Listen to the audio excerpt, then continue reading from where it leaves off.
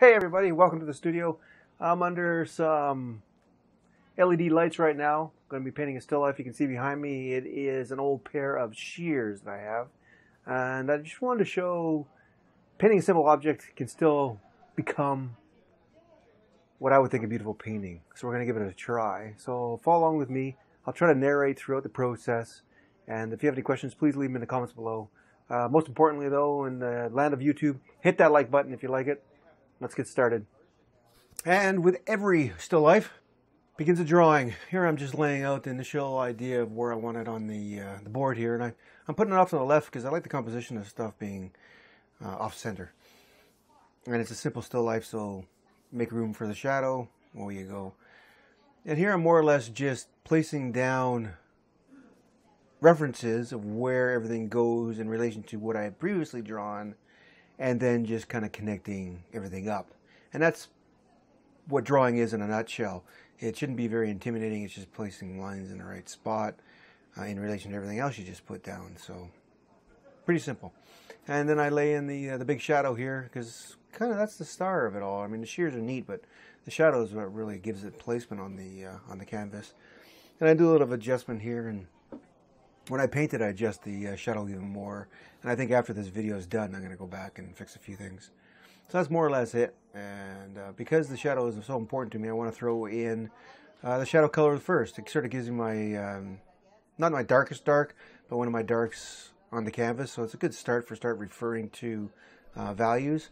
And once I get that masked in, it's all about getting rid of the white of the canvas, right? I do a couple tests and I fill in the main blue of the card background there, and it's just get rid of the white. The value's close enough. I mean, the color's blue. What can you do? I'll adjust all that a little bit later, right? So all it is now just filling it in, cutting in around the still life object, going over the lines, not going over the lines.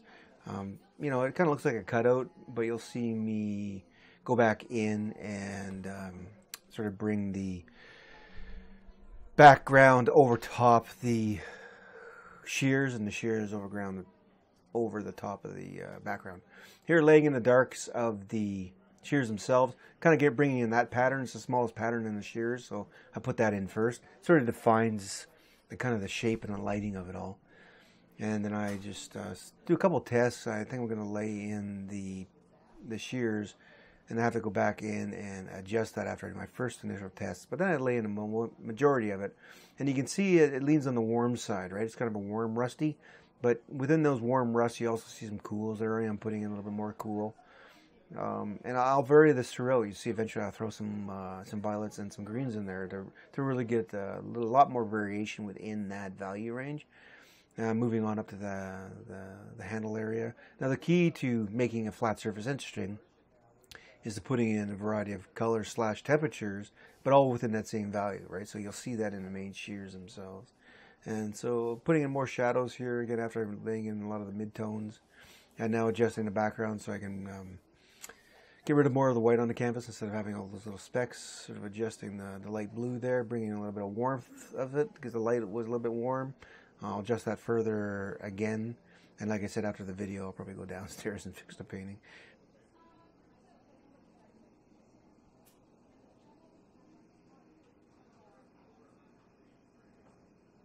And adjusting the blues, going back and forth, always going back and forth.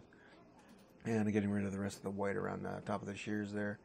And, you know, the shape's important, but precision is not. I mean, my motto really, a lot of the times, is close enough is good enough. And that's just because if it looks right, then it is right. You don't need to have it exactly the same as the photograph, because when you show the painting, no one really sees the photograph anyway. Or they shouldn't.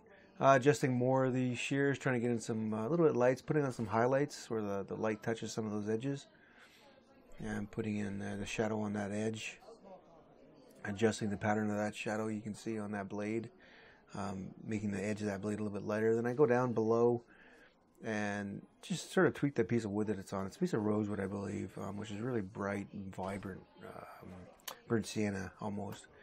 A little more highlights throughout the shears themselves. And I jump up around. Oh yeah, those are really nice highlights. And again on the end shafts, just to give a little bit of sparkle to everything.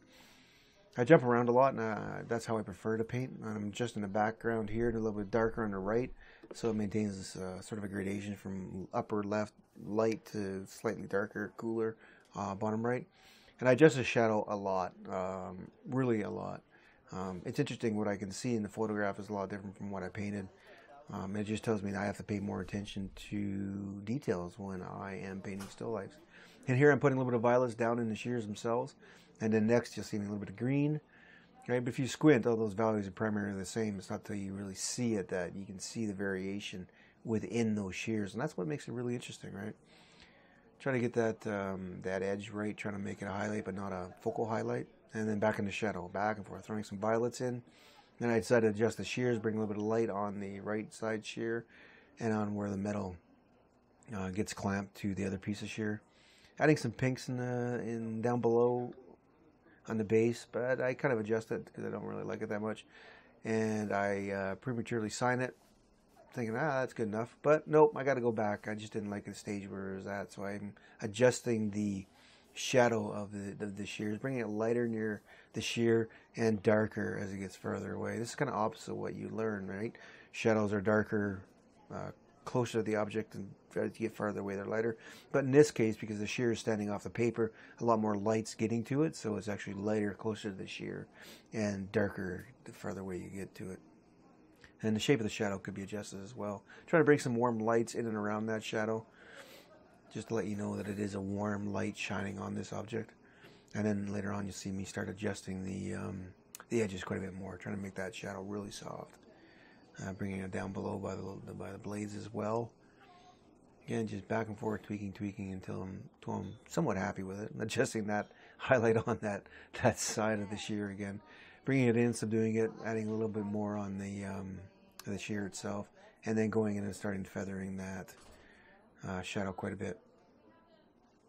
And that's what I love about oil paint, right? You can move it and shift it, move and shift it all day long. You can keep on doing it. More or less just trying to adjust that shadow, get it softer.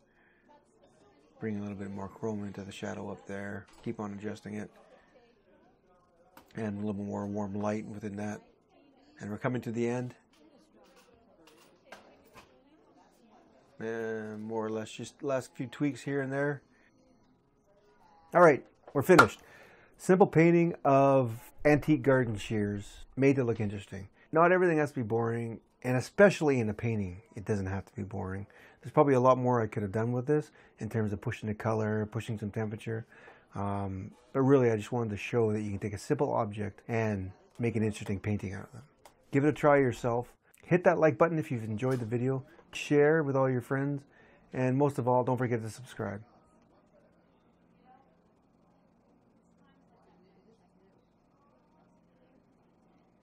Overall, a nice, well, clean, organized palette.